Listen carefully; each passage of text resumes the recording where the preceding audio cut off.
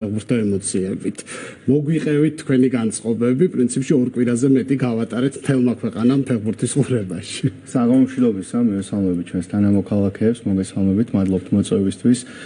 მინდა მადლობა გადაუხადო ჩვენს ფეხბურთელებს, საამაყო ფეხბურთელებს, საქართველოს ნაკრებმა დაამტკიცა, რომ საქართველოს ევროპულ მოედანზე უძლიერესებთან თამაში შეუძლია. ძალიან დიდი ბედნიერება მოუტანეს მთელ საქართველოს.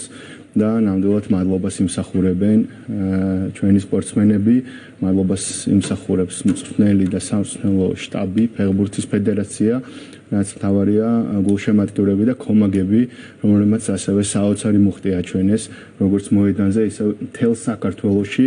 ყველაზე დიდი ბედნიერება არის ის, რომ ამ თამაშების შემდეგ ორჯერ მეტი ბავშვი დაბრუნდა თავის ეზოებში ფეხბურთის სათამაშოდ და ბევრად მეტმა ჩაიცვა ფეხბურთის მაისური. ეს იმედის მომცემია, იმიტომ რომ არა მხოლოდ გამარჯვებები და ის რეკორდი, რაც აჩვენეს ჩვენმა ფეხბურთელებმა, არამედ მაგალითის ძალა ახალი თაობისთვის, რომ სპორტი, თანმიმდევრული შრომა, ფიზიკური მომზადება და რაც მთავარია მიზანდასახულობა ყოველთვის გამოიღებს შედეგს და ადამიანს ეს ფეხბურთის მაისურები არის ქართული გვარებით, ჩვენი ვარსკვლავების გვარები. რა თქმა უნდა, საქართველოს და ჩვენი სამშობლო ყოველას ყოველთვის გვეამაყება, თუმცა ახლა განსაკუთრებით საქართველოს მაისური, ქართული დროშა, ჩვენი ჰიმნი, ფეხბურთელების გვარები და კომაგების სიმღერა გახდა ყველასათვის საყვარელი და ამას ღიად გამოხატავდა ხალხი. ძალიან სიმბოლური იყო მათი სამშობლოში დაბრუნებაც, ათასობით მოქალაქე დახვდა თავის საყვარელ ნაკრებს და ფეხბურთელებს. თბილისში სახლებშიც კი იყვნენ მისული, ნახეთ ალბათ რამხელა ემოცია იყო და ეს ემოცია გამოხატავს, რა თქმა უნდა, მთელი ქვეყნის განწყობას. ეს ფეხბურთი და სპორტში წარმატებები იქნება ეს კალათბურთი, რაგბი, ნიჩბოსნობა, ფარიკაობა, ჭიდაობა, სხვა ყველა მიმართულება, სადაც საქართველოს აქვს მართლაც გამორჩეული წარმატებები ბოლო წლებში.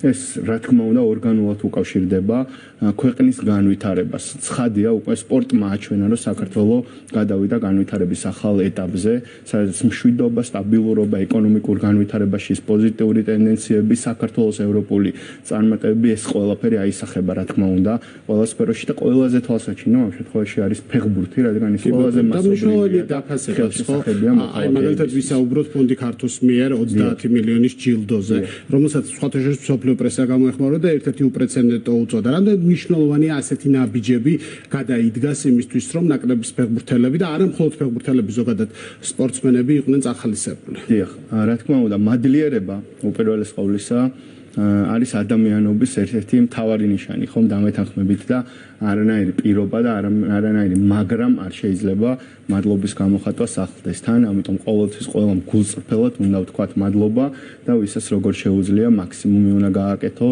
ამ შემთხვევაში ბიძინა ივანიშვილმა და მისმა ოჯახმა ძალიან სიმბოლურად თავდაპირველად გამოხატეს მადლობა ამ შემთხვევაში ძალიან სოლიდური წახალისება გაუკეთეს ნაკრებს და ნაკრებმაც თავდაპირველად მიიღო და დღეს გუნდის კაპიტანმა მადლობა გადაუხადა ბიძინა ივანიშვილს და მის ოჯახს. რა თქმა უნდა, ეს არის დიდი წახალისება, დიდი мотиваცია და მისასალმებელია, რომ ეს გააკეთა იმ ადამიანმა, იმ ოჯახმა, ვისაც ამის შესაძლებლობა აქვს. აქაც გავიმეორებ, რაც წინა ეთერში ვთქვი, რომ საზოგადოებას სწორედ ბიძინა ივანიშვილი და მისი ოჯახი ეგულება იმ ადამიანად, იმ მოქალაქეებად, რომელიც ყველაზე საჭირო დროს იქნება ეს სიხარულის თუ გაჭირვების პერიოდი, ეგულება თავის მხარდამჭერად, გვერდში მდგომად და რომ გავიხსენოთ ყველა მნიშვნელოვანი მომენტი იქნებოდა ეს საგანმანათლებლო სფერო, იქნებოდა ეს დიდი ეკოლოგიური პროექტები, კულტურული მემკვიდრეობის დაცვა და აღდგენა, პოლიტიკაც რა თქმა უნდა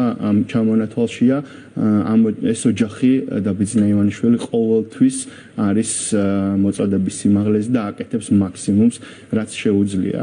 როგორც მას ჩვევია, აქაც ეს ძალიან თავდაპირველად გააკეთა, მართლა არ გამოსულა ტელევიზიით და არ უთქვამს არც ერთი ზედმეტი სიტყვა, რომ მე გავუკეთე ეს ახალისება ნაკრებს ან რამე, გააკეთა ძალიან თავდაპირველად, სიმბოლურად და გუნდმაც ეს სიმბოლურად მიიღო. უდავოდ მისასალმებელია, რომ ჩვენ საზოგადოებაში არის ადამიანი, ვისაც შეუძლია და აკეთებს კიდეც, რაც თავარი არა მხოლოდ შესაძლებლობა, არამედ ამის ნება და ამის სურვილიც აქვს, რომ მაქსიმუმი გაუკეთოს თავის ქვეყანას და ნაკრები ამ შემთხვევაში სწორედ ქვეყანას გამოხატავდა პირდაპირ შეგვიძლია ეს თქვა. არჩილ თქვენს და თქვენს თანაგუნდელებსაც არაერთხელ გითქვამთ რომ დაუშვებელია სპორტის პოლიტიზება. იმიტომ რომ ვინც ნამდვილი გულშემატკივარია ის არ დაყოფს ნაკრებს არც პოლიტიკური და არც სამოქალაქო პოზიციის მიხედვით და მით უმეტეს არ მოსთხოვს ფეხბურთელს რომ დააფიქსიროს მისთვის სასურველი და მისი ინტერესების გამომხატველი პოზიცია, მაგრამ სამწუხაროდ ასეთი ფაქტები და ასეთი სპეკულაციები ჩვენ მაინც ვიხილეთ, როგორ შეაფასებთ. ამ საერთო ეროვნული სიხარულის ფონზე ალბათ კარგი იქნებოდა რომ იგნორირება ყოფილიყო რეაქცია და უყურადღებოდ დაგვეტოვებინა ის გარკვეული ფაქტები, სადაც ჩვენ დავინახეთ სამწუხაროდ ისევ სიძულვილის კამპანია, ისევ რაღაც ამ წარმატების დასაკუთრების სურვილი, საზოგადოების დაყოფის და ნაკრების დაყოფის სურვილიც, რაც მიუღებელია ნებისმიერი საზოგადოების უდიდესი ნაწილისთვის ეს მიუღებელია.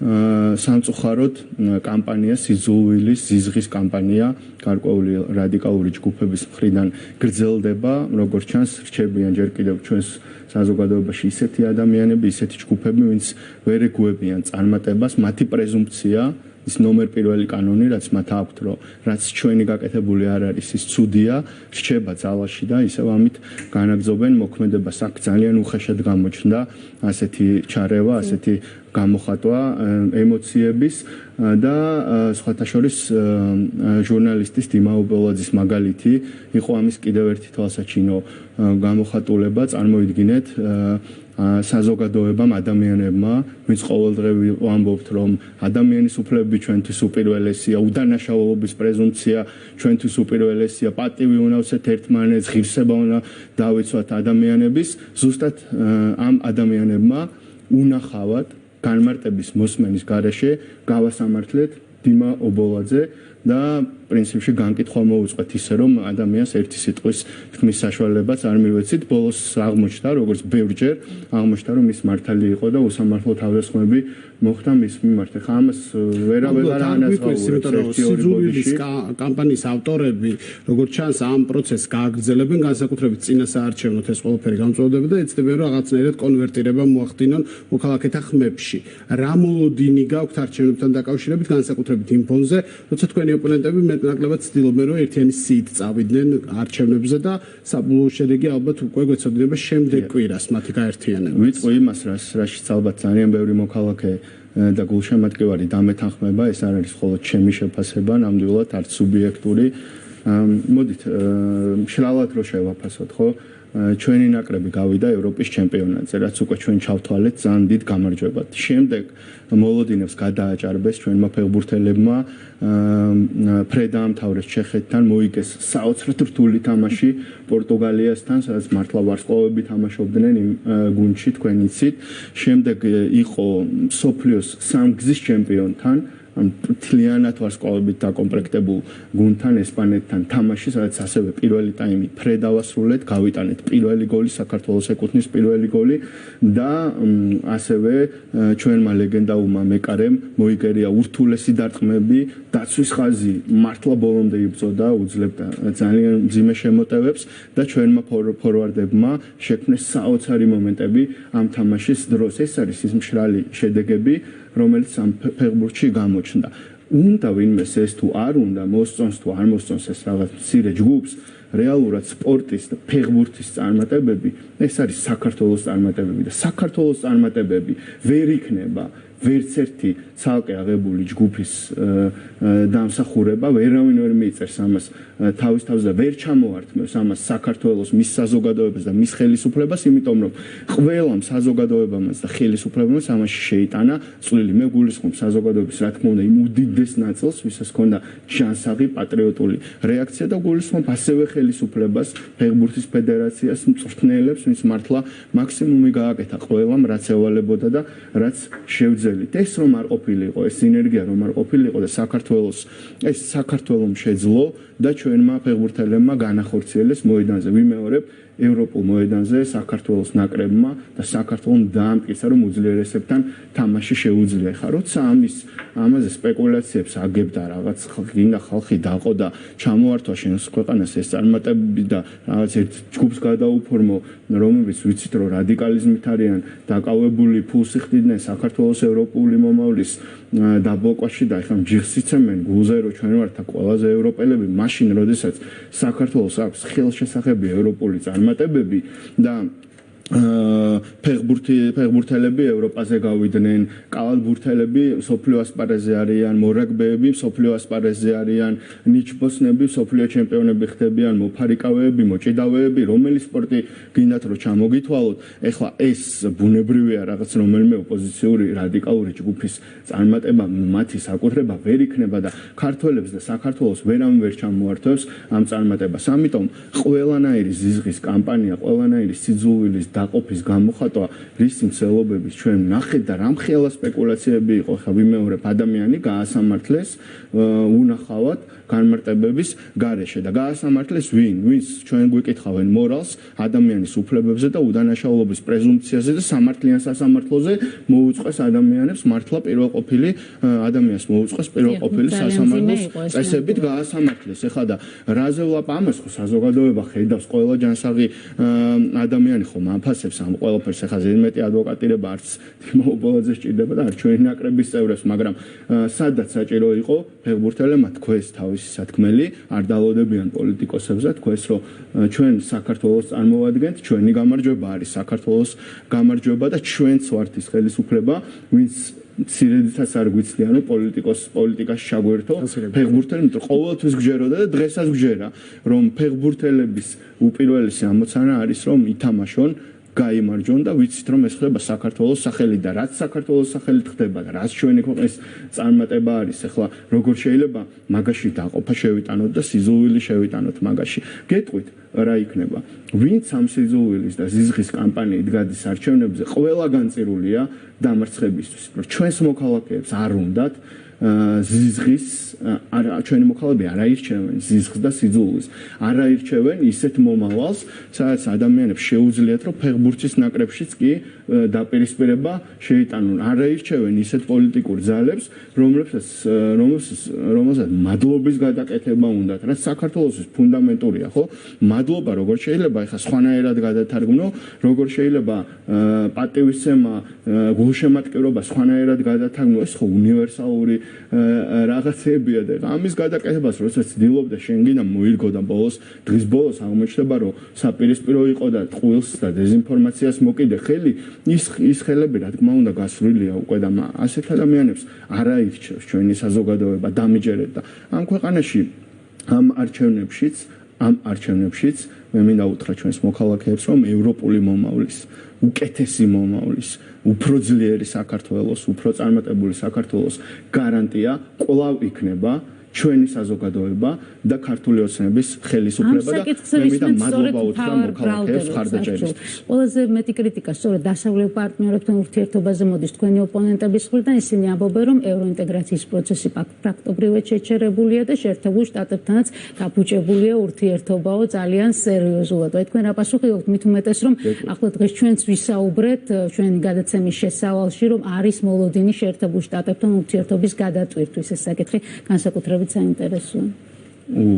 რთული დრო არის საინფორმაციო ნაკადების თვალსაზრისით, ძალიან ბევრი ინფორმაცია ვრცელდება.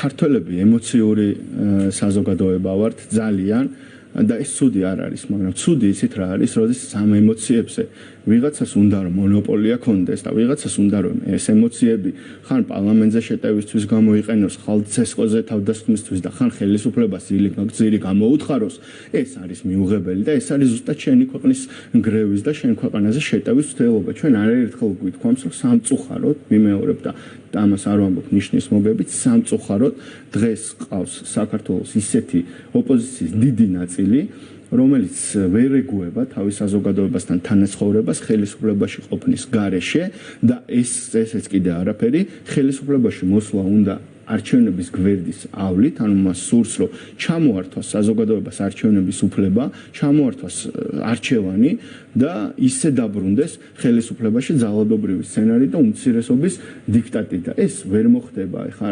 უბრალოდ შეუძლებელია დემოკრატიის კანონზომიერებები უბრალოდ ამას არ უშვებს და ეხლა ვინც წავა ანტიდემოკრატიული გზით ამ ადამიანებს ბევრ არჩევნებში 2012-ში შემდეგაც ჩვენმა საზოგადოებამ მიუჩინა ადგილი. ამიტომ თუ ვინმეს რამის გადაწყვეტა უნდა და თუ ვინმეს მართლა შეერა რომ საზოგადოების დიდი ნაწილი მისკენ არის, მის აზრებს იზიარებს და მის ლიდერებს უჭერს მხარს, ამის გადამოწმების საუკეთესო საშუალება იქნება არჩევნები. ჩვენ პირდებით პირველ რიგში ჩვენს მოქალაქეებს და შემდეგ ოპოზიციის თითოეულ ჯგუფს, რომ საქართველო და ხელისუფლება ჩაატარებს კიდევ უფრო მაღალი ხარისხის და უფრო თავისუფალ, უფრო დამოუკიდებელ არჩევნებს. ეს იმიტომ, რომ რეფორმები გავატარეთ, სოლიდური დაფინანსება მივეცით პარტიებს, მედიაზე წვდომა აქვთ პარტიებს, როგორც არასოდეს პარლამენტში აქვთ საკმაოდ ბევრი მანდატი და სასაუბრო დრო, მეორეა რომ არ ესწრებიან სხდომებს და რაც მთავარია, დავნერგეთ ისეთი საარჩევნო მექანიზმები და ელექტრონული სისტემა, რომელიც გამორიცხავს თუნდაც ერთი ხმის გაყალბების შესაძლებლობას. წინა არჩევნებში ზედმიწევნით დაემთხვა ნამდვილი ბიულეტენები ელექტრონულ შედეგებს და ეს აღიარა 12-ზე მეტმა საერთაშორისო დამკვირვებლებმა და ეხლა რაღაცზე ვსაუბრობთ, ხო? ამიტომ წინ გვაქვს კიდევ უფრო მეტი მე მინდა უსურვო ჩვენს ნაკრებს წარმატება და მსოფლიო ჩემპიონატზე გასვლას კიდევ უფრო ძლიერი ფეხბურთელები იქნებიან, სხვა კონტინენტების ერთვებიან იცით და ვარსკვლავები, მაგრამ დარწმუნებული ვარ, რომ ფიზიკური მომზადებით, ვარჯიშით, გულშემატკივრების ერთიანი მხარდაჭერით საქართველოს შეძლებს რომ კიდევ გაიბწყინოს ჩვენ დაბრუნდებით და დაბრუნდებით უფრო ძლიერად. მადლობა ინტერვიუსთვის. არჩილ თალაკვაძე პარლამენტის თავმჯდომარის მოადგილე იყო ჩვენი სტუმარი. ჩვენ განვაგრძობთ ეთერს ვაჟა-ფშაველას ფონდის ხელმძღვანელი